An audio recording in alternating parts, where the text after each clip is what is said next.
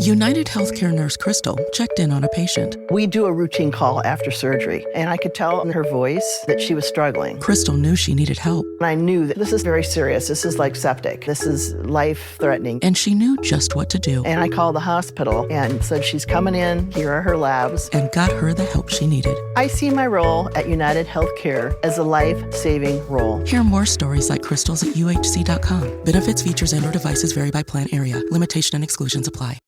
This message is sponsored by Greenlight. With school out, summer is the perfect time to teach our kids real-world money skills they'll use forever. Greenlight is a debit card and the #1 family finance and safety app used by millions of families, helping kids learn how to save, invest, and spend wisely. Parents can send their kids money and track their spending and saving, while kids build money confidence and skills in fun ways. Start your risk-free Greenlight trial today at greenlight.com/Spotify. That's greenlight.com/Spotify. This episode is brought to you by LifeLock. Between two-factor authentication, strong passwords, and a VPN, you try to be in control of how your info is protected. But many other places also have it, and they might not be as careful. That's why LifeLock monitors hundreds of millions of data points a second for threats. If your identity is stolen, they'll fix it, guaranteed, or your money back. Save up to 40% your first year. Visit lifelock.com/podcast for 40% off. Terms apply. This series contains adult language and descriptions of graphic violence throughout. Listener discretion is advised. Cavalry Audio. I'm Carolyn Osorio, and this is my new podcast, The Murder Chronicles.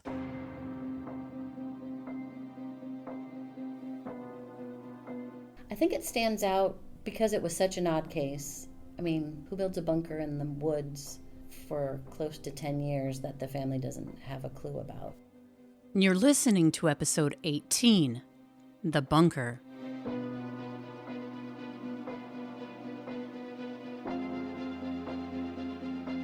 Rattlesnake Ridge in the Pacific Northwest is a really popular hiking destination, but it wasn't on this day, April 27th, 2012. The mountain had been closed to the public, and in the high elevation, 1,300 feet above sea level, biblical gusts of wind, pelting hail, and sleet rained down on 3 SWAT teams who were on the hunt for a fugitive. But first, they'd have to find his secret bunker. They were hours into an arduous and stealthy operation when an operative finds a power bar wrapper on a log. He radios to the squad that the packaging appears fresh, and given that the SWAT team is engulfed by wilderness with the safety of the trailhead miles away, they know this wouldn't be a place that a recreational hiker would ever venture to on purpose. It wouldn't be long before the smell of wood smoke caught their attention. They followed their noses until wisps of smoke became visible, and through their high-powered scopes, they found the proverbial needle in a haystack, a camouflaged pipe sticking out of the forest floor. The SWAT leader signals for his men to halt as he crouches down and radios dispatch. We found the bunker. They didn't know it then, but getting there had been the easy part. Smoking out the killer would be a whole nother thing altogether.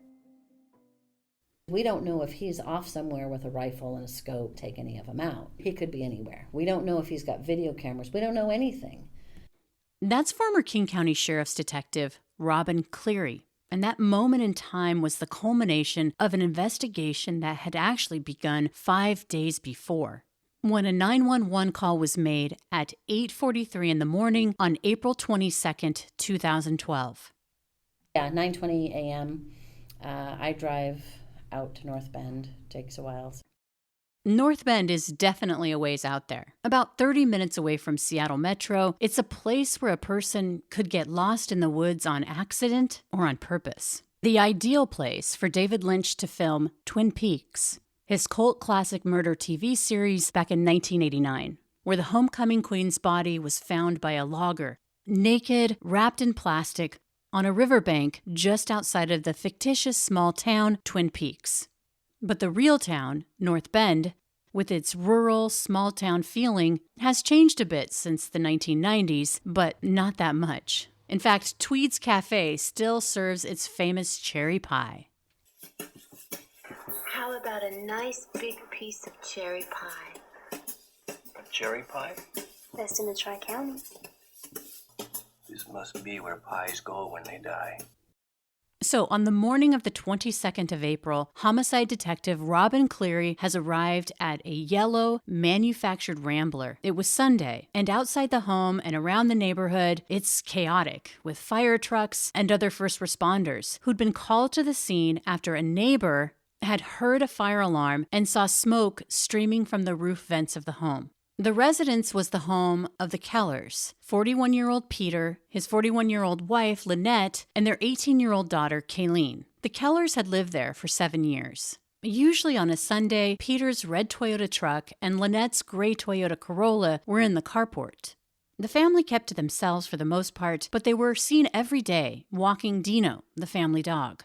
When firefighters pulled up to the Kellers' home, the red truck was in the driveway, but the gray Toyota was gone. Of course, when they pulled up to the home, they didn't care about the vehicles. They just wanted to get inside the house and douse the flames. But the crew was having a tough go of it.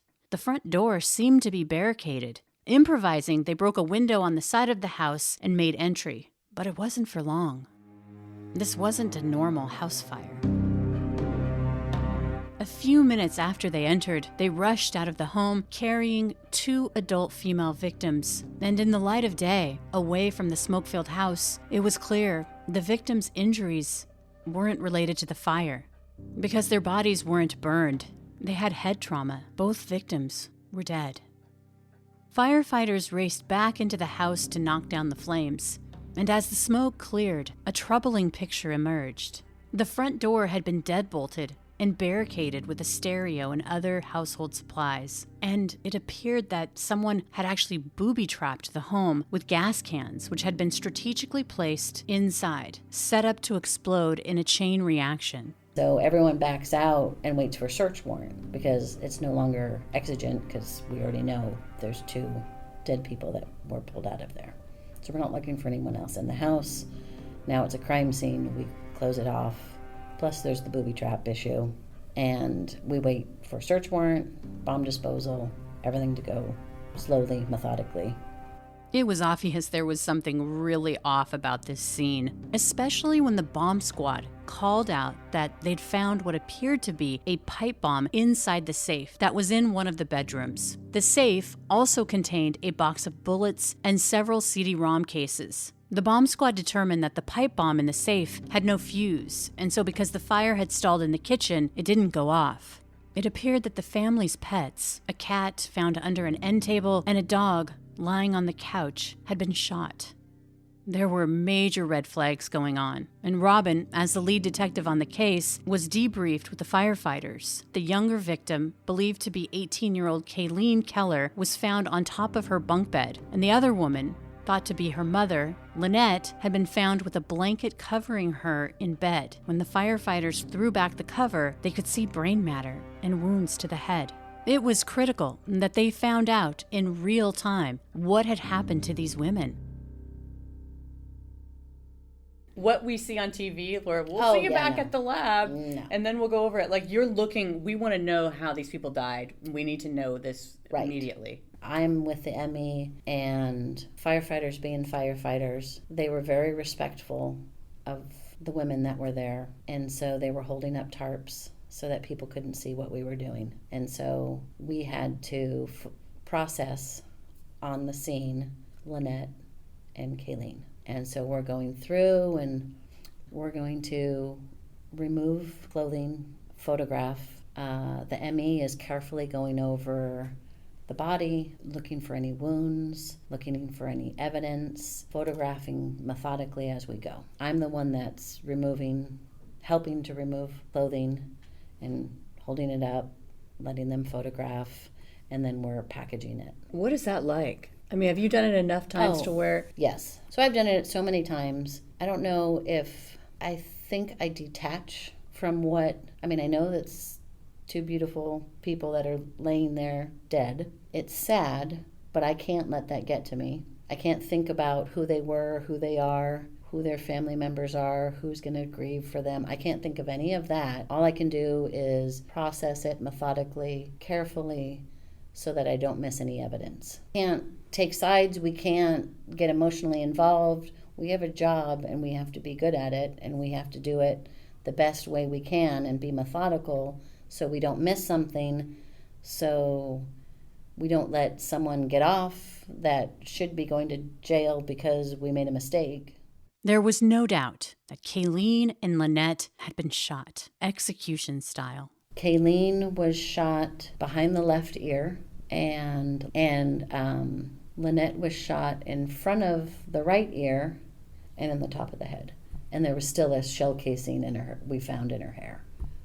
Pretty quickly, they found out that Peter and Lynette had been married since 1991 and that he didn't have a record. They needed to find Peter Keller. We don't know whether he's a victim. We don't know whether he's a witness. We don't know whether he's been kidnapped. We don't even know. Maybe he's just at work or out for a hike or whatever, going to get groceries. I mean, we don't know. What's your gut telling you at this point? Is there any kind of gut check? Open. No, Still open. Okay. I mean, at that point, you just don't know. A bolo was issued within law enforcement to be on the lookout for the missing husband and the family's gray Toyota. When they called his phone, it was pretty obvious it was turned off. You always say the first suspect is going to be family, but at that point we have an open mind. So that's why we have people trying to find where he's at, calling cell phone, not getting anything. His cell data revealed that the last time he'd used his phone was the day before. We start looking at cell phone records, trying to do that, and there's very little cell phone records for him. What we find later is that he would only turn on his phone when he needed it. So it was, you could see him in North Bend at the house, you can see him Fall City at work, and then every once in a while you could see him pop up near like Tiger Mountain and Snoqualmie. And so is that setting up red flags, that fact, or is it? No, it's just really unusual. Mm-hmm. I mean, most people don't turn their cell phones off that often. Within a few hours of the murders, a deputy found the missing gray Toyota Corolla. It was parked near his family home at a school. The car was empty, and it was strange. The driver's side window was halfway rolled down, and the keys were in the ignition. The deputy placed a hand on the hood. It was cool to the touch. Obviously, it had been there a while. Weird that his truck is still at the scene, and the wife's car is now found with the keys in the ignition, not that far away. So it's like, okay, we got to find him.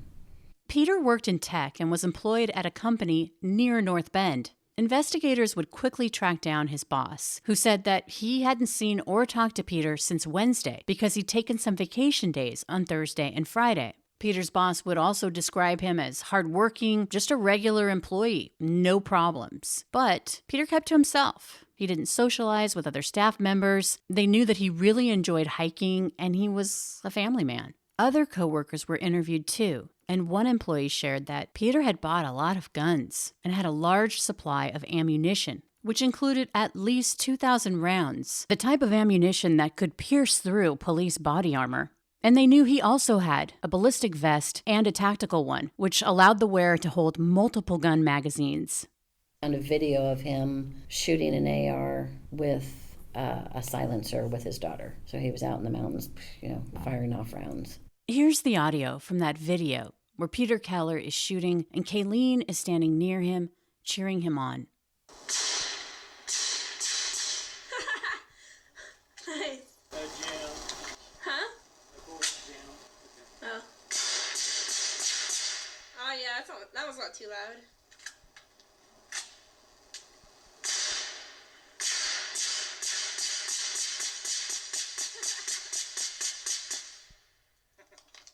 Nice, look at all that smoke, oh my gosh.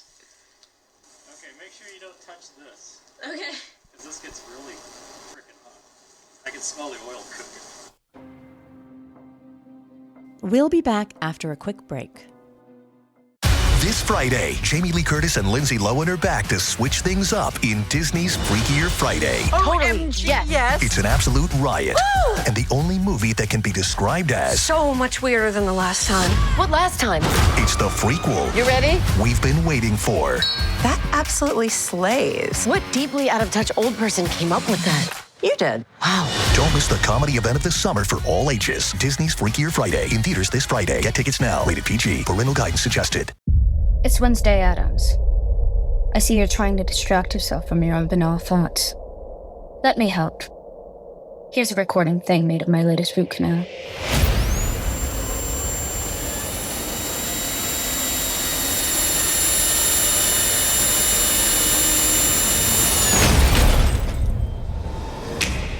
Wednesday, Season 2, begins August 6th, only on Netflix. Peter's coworkers shared with police that his wife, Lynette, didn't know a lot about his growing arsenal of weapons and ammo. But he seemed to echo the boss's sentiment that Peter was a private guy, but normal, that he hikes a lot, and is rumored to have what Peter called a Camp Keller, a place in the woods where he could hole up for weeks if need be, but no one knew where it was or if it even existed. Another coworker shared that Peter Keller had once said to him, quote, "I'm not happy to be here," referring to his job. He also said, "I'm not happy to be alive." Keller's coworkers chalked up Peter's dark comments as, I guess, him trying to blow off steam.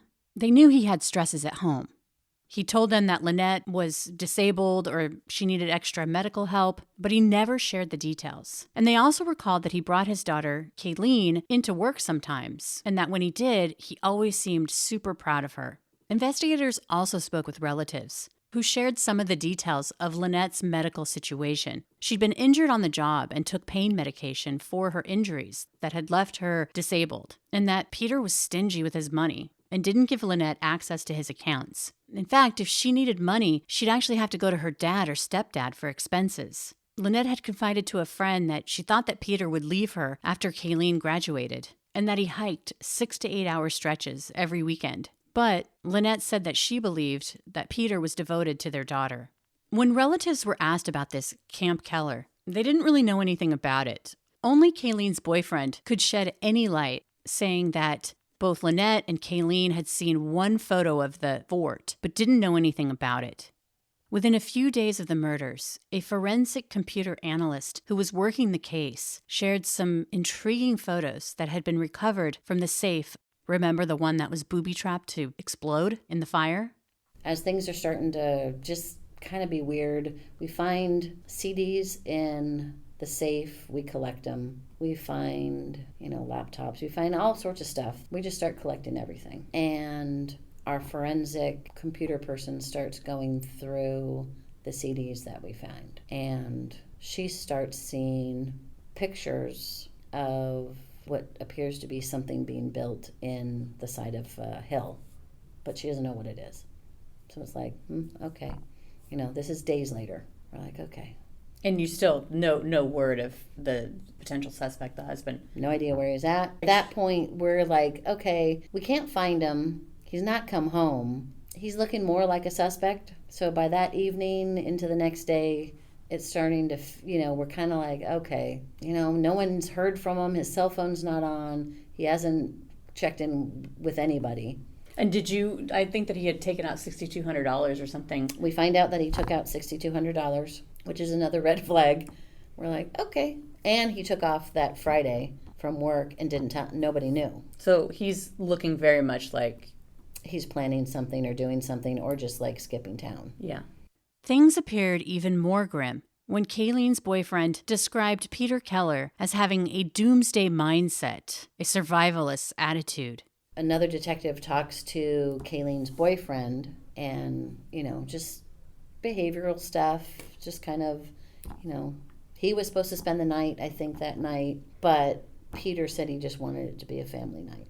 So he, again, it's one of those, God, I could, if I had been there, could I have stopped it, or would I have been a victim? So he's got he's just processing issues and, freaked out himself. He just lost his girlfriend, and at the same time has got to be thinking, oh my God, I could have been killed, or could I have stopped it? It was at this point that investigators who had been poring over the pictures that had been found in the safe started putting 2 and 2 together. These pictures appeared to have been taken by Peter at the site of his so-called Camp Keller in 2004, 8 years before the murders, and they showed a clear progression of some type of bunker construction. But the location of the bunker remained a mystery. It was a weird juxtaposition, Peter Keller's potential secret bunker alongside witness interviews that said that Peter was a devoted family man and loving father. Everybody's describing Peter as just hardworking, like avid hiker, and a family man. Loved his family. 4 days after the murder of Lynette and Kayleen, Robin's partner began to key into a pattern. 2003, just photos up in the woods. In 2004, you see he's put in irrigation, and he's got flowing water coming out of the side of a hill. Later in 2004, you start to see, I think it's March 2004, you see where it's actually being dug. September 2007, you see the framing of the bunker. At what point did you piece it together and think, this could be a bunker? Because from the pictures that I saw, right. you see a square. Right. For the people who, right. trying to visualize this in the side of a hill, it's deep in the woods. I mean, describe the terrain getting there. Well, we don't know, because at that point, we have no idea. All we see are photos of a hillside and stuff you see pictures of pipes being put in, plastic piping, and then you see water flowing out of the side of a hill. So you're like, what's that? But you don't have any context because all you see is dirt and shovels, and then this pipe sticking out with water coming out. The boyfriend of Kayleen, he describes Peter as an avid hiker, loved to go up in the hills, up in the mountains. The computer forensics detective is compiling all these photos and is showing us a progression. Detective Mellis keys in on a series of I think they're 6 to 8 photos. They're all in sequence. And it's almost like he stood right where this digging was and took pictures in a 360 of where he was. It was damning evidence that these photos were in the safe with the pipe bomb, and had the explosion actually worked, they would have gone up in flames. These are essentially his trophies. I mean, the photos of him, what he's created. Well, except that he was trying to destroy them because they were in the safe that was open, that should have been burnt in the fire. But we know, he's taken the photos. Yes. And he's taken them for himself because he wants that gratification of, this is what I did. But he wants to get rid of it. Right, so he's trying to put it out. But I mean, I just think that it kind of shows he was really proud of his work, and that's ultimately what led you guys to find him. If you wouldn't have taken those photos. If he had been as good an arsonist as he was a murderer and builder, then we may not have found him. For at least eventually we would have. But it could have taken a lot longer than it did. You wouldn't be looking for him in a bunker. No. You would be looking for him out of state. Right. Over, he would have disappeared for a time. He would have resurfaced somehow, but it would have been a hell of a lot longer a process in finding him. The photos were enhanced, and the position of the power lines in the frame helped narrow down the location. So did witnesses who came forward identifying the trailhead where Keller's pickup had been seen on a regular basis. Now that the team had isolated where the bunker could be and that Peter Keller was a suspect in the murder of his family, they took into consideration that he'd been described as a survivalist who could be a doomsday prepper, and that he'd secretly collected a cache of guns ranging from long rifles, assault rifles, pistols, silencers, and that these weapons and his trove of ammunition hadn't been accounted for, and neither had the body armor. If he could murder his own wife and daughter, what else was he capable of? Keller had been constructing his bunker and his plans for 8 years. Local law enforcement had less than a week to find him. On Friday, 5 days after Peter Keller had murdered his family, teams headed for the woods in no-nonsense all-terrain vehicles, which climbed up the Cascade foothills about 25 miles east of Seattle. Go in at 6 o'clock in the morning, set up a incident command just in one of the park and rides. So we close that off. We have all of our SWAT guys all geared up, tons of packs, lots of stuff that they brought with them. I think if you were to talk to any of the SWAT guys now about that particular case, they would have traveled way lighter. They would have had more cold weather gear. They would have had more electrolyte fluids with them. The 3 SWAT teams had a general idea of where they believed the bunker could be, based on the power line photos and that the bunker was next to a stream. We had photos where this water is coming through and flowing through, so we knew we had to have a water source. We knew that it had to be a year-round stream because of the photos that we would see where the stream is going. It had to be old-growth forest because of the pictures of the trees that were there.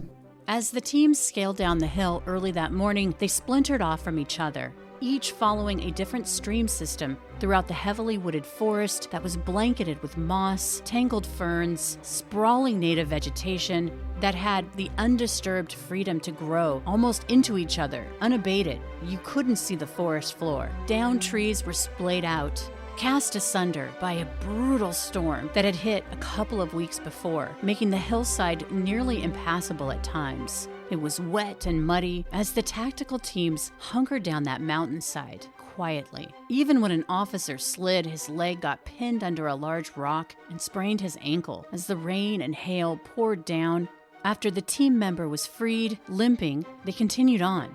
Then, a deputy radioed to the squads that he found a power bar wrapper in a ravine that looked fresh. They knew it was unlikely that an average hiker would wander to this place. Peter's photo series of the bunker had been studied so intensely by the entire team that one of the SWAT members was able to recognize a unique stump, which is crazy in a forest full of trees. Then further down the stream, someone saw wisps of smoke. Was it just fog? Nope, they could smell wood smoke. The team slowly moved closer, using their noses to guide them as they looked for signs of the hidden bunker. At the top of another ridge, the horizon was scanned, and in the area below, a cut log was spied. It was totally out of place in the woods. Above the cut log, someone could see a wire cable had been stretched over the ravine. Sees what he thinks. He's like, is that fog? Is that a puff of smoke? I don't know what that is. So he's looking, he's reporting it. At the same time, the SWAT guys are like smelling something, and then they see what is smoke. So there's confirmation that it's from this general area. And everybody knows that the woods have been closed to hikers, yes. So it's got to be. Yeah. It's got to be. So again, because it's now a dwelling, we take the GPS coordinates. I had a search warrant already written up. I had a detective that had it, had a judge on standby. Once they come up with the GPS coordinates, we send it to the detective who gets a search warrant, and then we have a good search warrant if we have to go in. They found the proverbial needle in a haystack, a camouflaged pipe sticking out of the forest floor. The team radioed that they had eyes on the bunker. The GPS coordinates were passed along to the other teams, but due to the conditions, SWAT members were slow to arrive. And in the meantime, a perimeter was set up, and positions were taken stealthily as they waited and watched the bunker. Smoke continued to come out through the bunker's chimney in intervals. It was clear that Keller was adding wood and intermittently stoking the fire, which made them feel confident that he had no idea that he was slowly being surrounded. The teams were concerned. They thought he was inside the bunker. The teams had no idea if Keller had fortified the nearby woods with booby traps, and they wondered about his cache of weapons. They knew it had to be stashed inside the bunker, locked and loaded. The riverside of the bunker appeared to have shooting points, and they knew he had body armor. Throughout the 5-day investigation, Peter Keller's motives were still a mystery. Was laying low in the bunker just another part of a larger plan that had started with killing his family? When they were in tactical position, it was time. They called out to Peter Keller, letting him know that he was surrounded. More Murder Chronicles after the break. It's back to school season, and Clorox is donating 2 million disinfecting wipes to classrooms across America. Because back to school means things can get a little bit messy. Just ask second grade teacher Mr. Torres. Put me and just one Clorox wipe on a team? We can take on crayon smudges, sticky fingerprints on every surface, sneezes on the door handle, juice box explosion by the sink, snack crumbs, and don't even get me started on the bathroom passes. Clorox disinfecting wipes, teacher's #1 wipe. Think about it. Bathroom passes. Clean feels good. Based on unit sales data. Hello, Nigel here. I couldn't help noticing that you're still awake. Now, I'm an owl. I'm supposed to be up at night, but you need your sleep. So if it's your allergy symptoms that are keeping you up, here's a word to the wise. Try Xyzal. You see, Xyzal works fast to relieve sneezing, runny nose, itchy watery eyes, and itchy nose and throat. And it keeps going strong for 24 hours, so you can get your sleep and wake up refreshed and ready for a productive day ahead. Be wise, all. Take Xyzal at night. Use as directed. Starts working in 45 minutes. And this is about, I think, between 2 and 2:30 is when they finally find it and surround it. We make the decision to start hailing, which means they're calling in on a bullhorn, and they're calling his name. They're saying, "You're surrounded. Please come out." But there was no word from the bunker, and Keller didn't come out. The team responded by sending 2 deputies who stealthily crept up to the bunker and deployed tear gas down the back wall. They quickly ran for cover, and the sergeant once again called for Keller to come out with his hands up. One of the SWAT guys later reports that after they're setting in, I think they sent in 2 or 3, they heard a pop, but they thought it was one of the CS canisters. So that's 2:30. They're still hailing. They're still calling in. No response, no response, no response. They can't find any way in that's easy.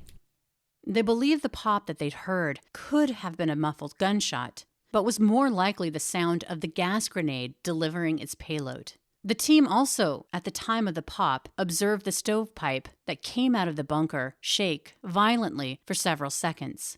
Again, the sergeant shouted for Keller to come out, and again, nothing.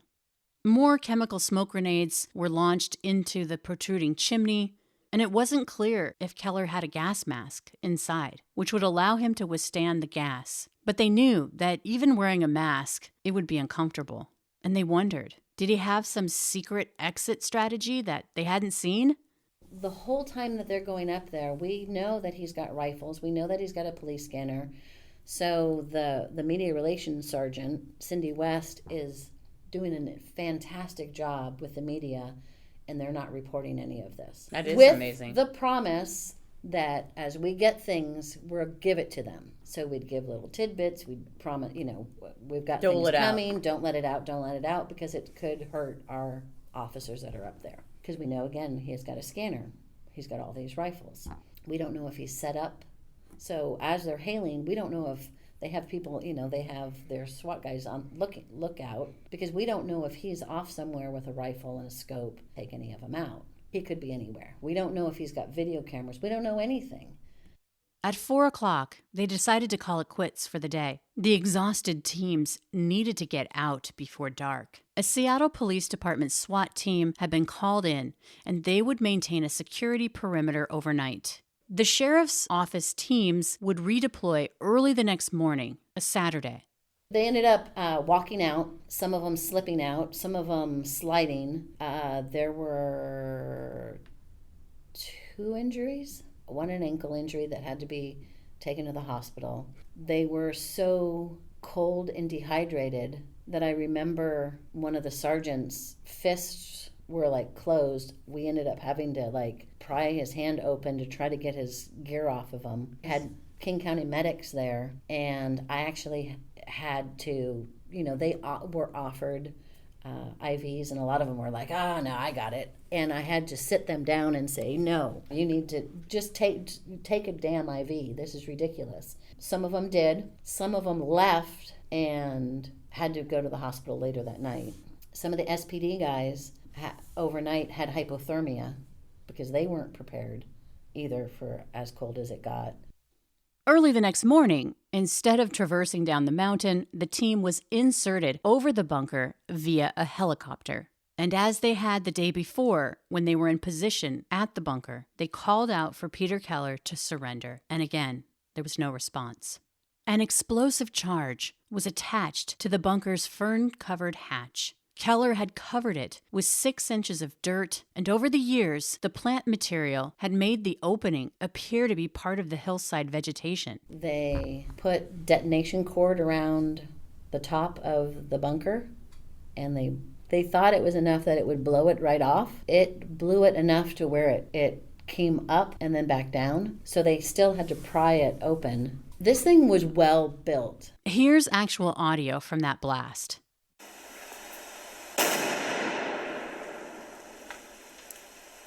frag? I heard frag go behind it.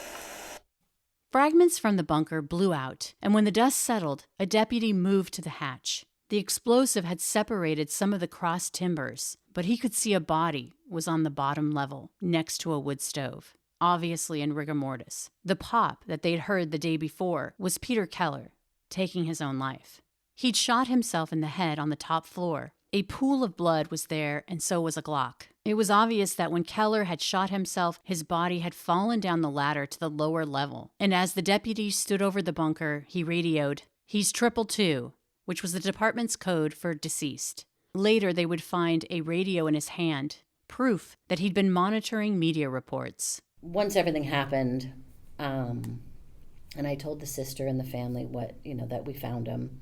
She wanted absolute confirmation. You look at him, you tell me that's him. So when they brought him down by helicopter, because they ended up putting him in a basket, basically, and bringing him down, I went, looked, made sure it was him, called her. Yes, absolutely, it's him. As investigators processed this bunker, they were shocked.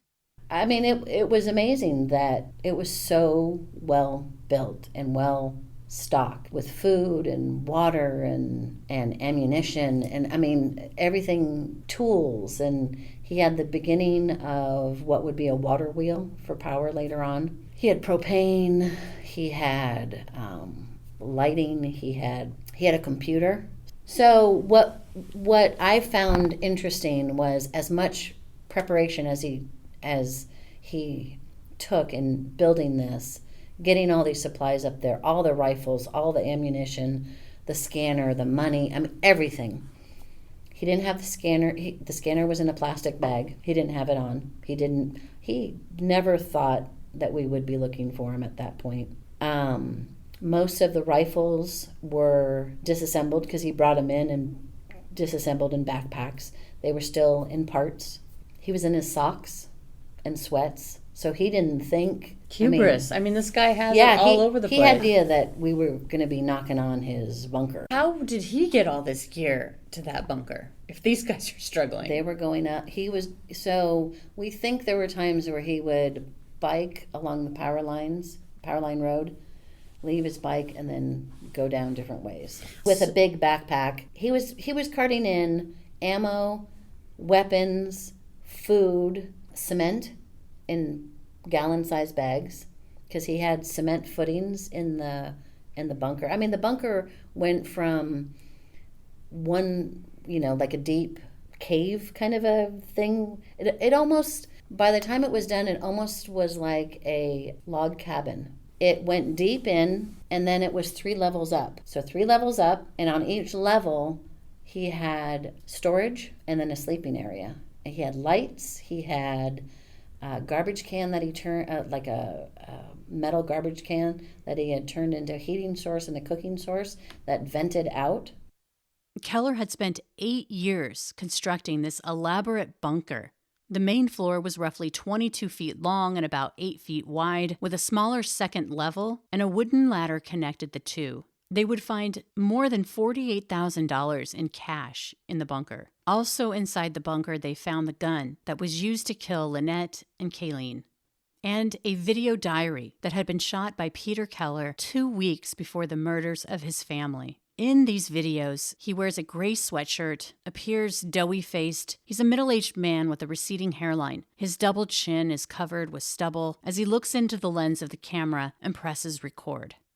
Well, it's about 2 weeks before we finally drop out of society, fully commit to this. This is probably going to be my last video until after that. I just wanted to get one last video in before that time. So far, I'm come to terms with it. I'm doing okay. I'm starting to accept it. It doesn't really freak me out anymore like it did sometimes. Today is probably the nicest day it's been in a long time. As you can see, I have about 3 loads left before the final. Been doing pretty good lately, getting about 2 loads up a week, about 100 pounds each week now of supplies and material.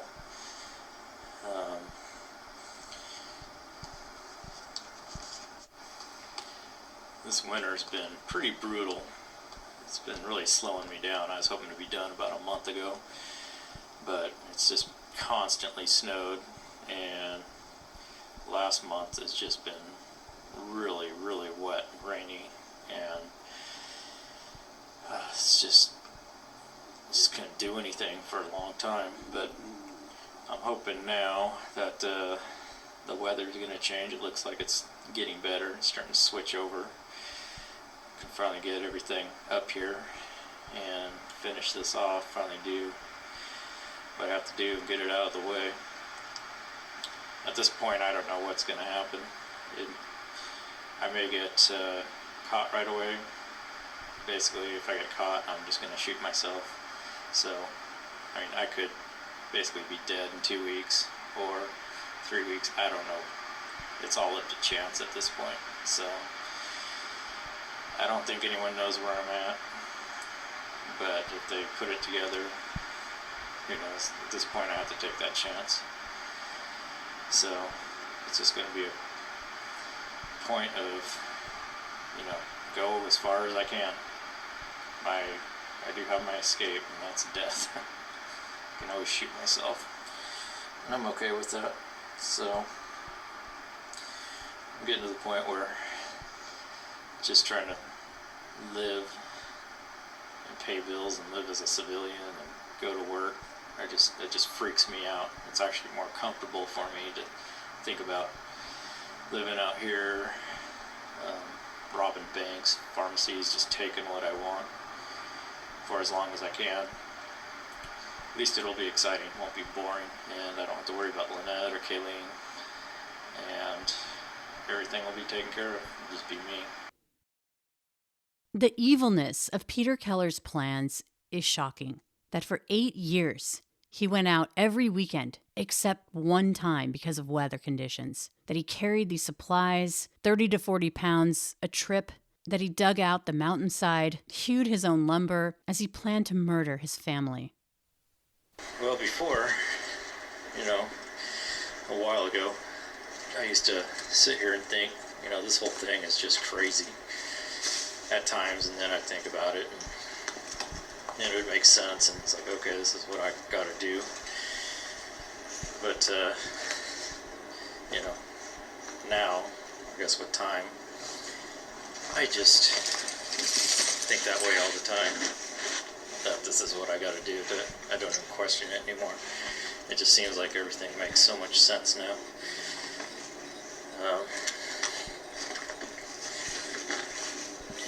Just the more I've thought about it,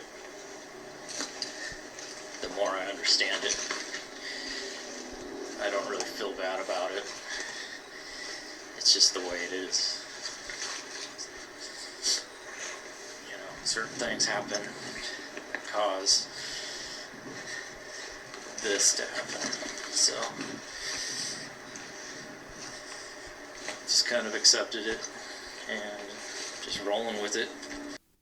Before investigators left the bunker scene, the bunker was dismantled and filled in with dirt and logs.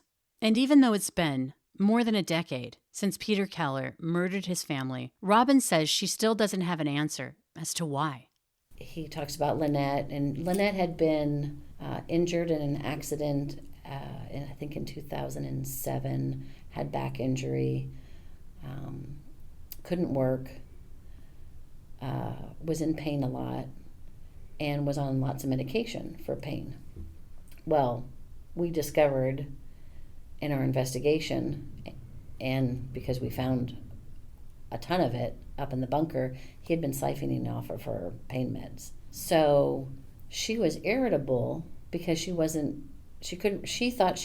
like, I'm sure thinking, I can't believe I've gone through this many pain meds already, struggling with, I can't get any more, and I'm in pain, but, and so she would be grumpy, I'm sure, I mean, if you're in that much pain, I would think so. So he talked about how he was going to kill his family. He said that he was going to, that Lynette couldn't survive without him. So it was almost like he was saying, he was extremely narcissistic in that, I'm going to kill her because she can't live without me. And I'm going to kill Kayleen because she's just like me and my wife, and that she is socially awkward, and I don't think she's going to survive well without me. Of these photos, he could have just disappeared and done exactly what he wanted to do. Was he narcissistic in that he thought no one else could survive in his family without him? I mean, even to the point where his dog was his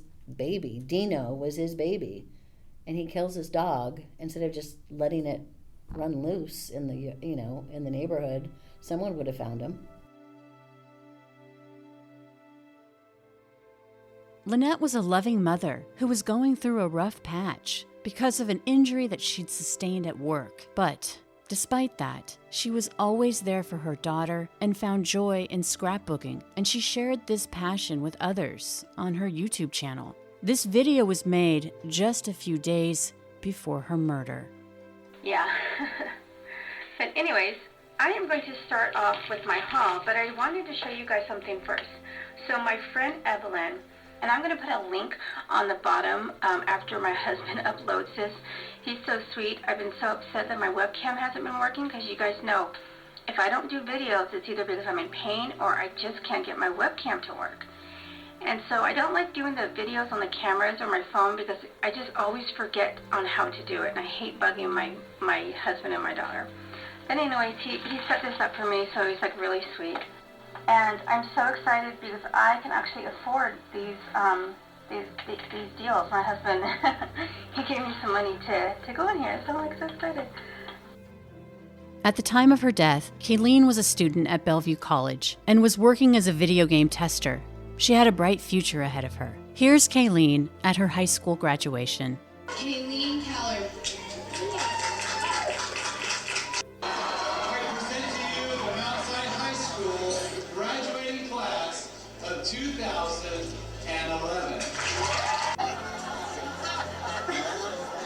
So how do you feel, Kayleen? No more high school, yay!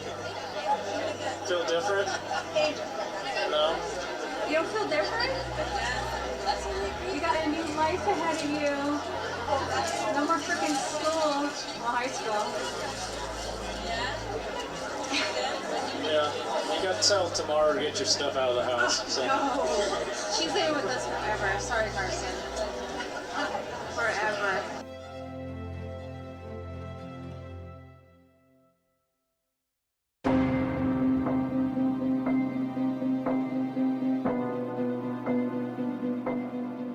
The Murder Chronicles is a Cavalry audio production recorded live in the beautiful Pacific Northwest. We're produced by Brandon Morgan and myself. Our executive producers are Dana Brunetti and Keegan Rosenberger. Josh Windish edited and mixed this episode. Music by Soundstripe. For Cavalry Audio, I'm Carolyn Osorio, your writer and host. Thanks for listening.